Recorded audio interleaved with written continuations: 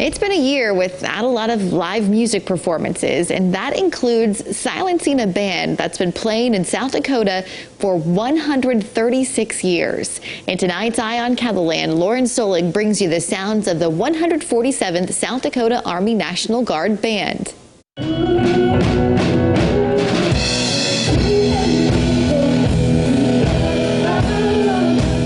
No, that isn't the Nitty Gritty Dirt Band playing their hit song Fishin' in the Dark. It's a group within the 147th Army Band of South Dakota. Army bands are meant to boost morale for soldiers, veterans, and civilians alike. The 147th Army Band's history of making music dates all the way back to 1885, but much of the music they play now wasn't around back then. Outside of their full concert band, there are 5 groups that play different styles of music.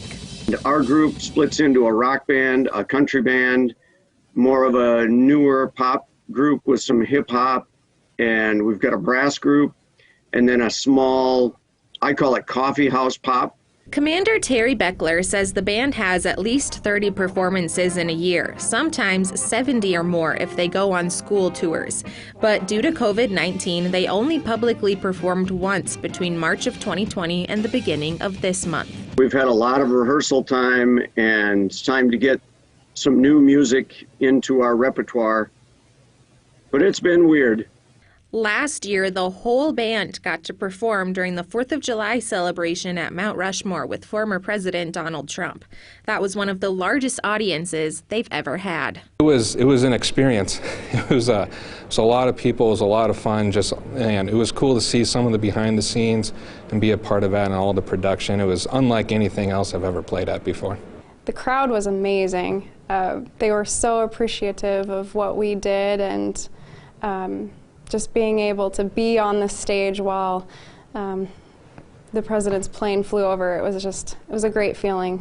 They are now looking forward to performing again. My favorite part about performing is, like I said, the impact we have on people, the community, the soldiers, their families especially, because it is a really hard thing, you know, being a family member and having a soldier gone or deployed or anything like that. So just using music as a way to communicate, it really is the universal language. Well, I think everyone is hungry to see live music again, and it'll be great to get back in front of the units as well as all of our communities throughout here in South Dakota.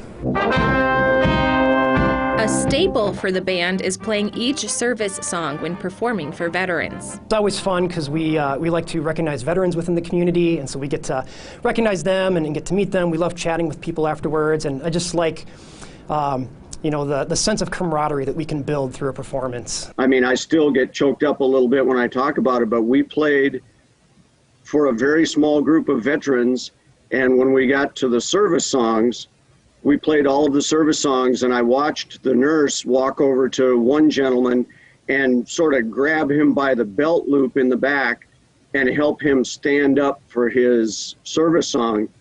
And, you know, he was obviously very frail and in a wheelchair, and it kind of struck me that that might be the last time he ever stands for his service song. They are serving their country through music. You know, it's one of those things that, you know, the typical Army National Guard unit, you don't really see what they do in the public. And so in large part, I mean, we're out representing the National Guard to a lot of different people. I get to join the National Guard and serve my country, but I also get to make music for my job, and that's, for me, the greatest way to serve my country.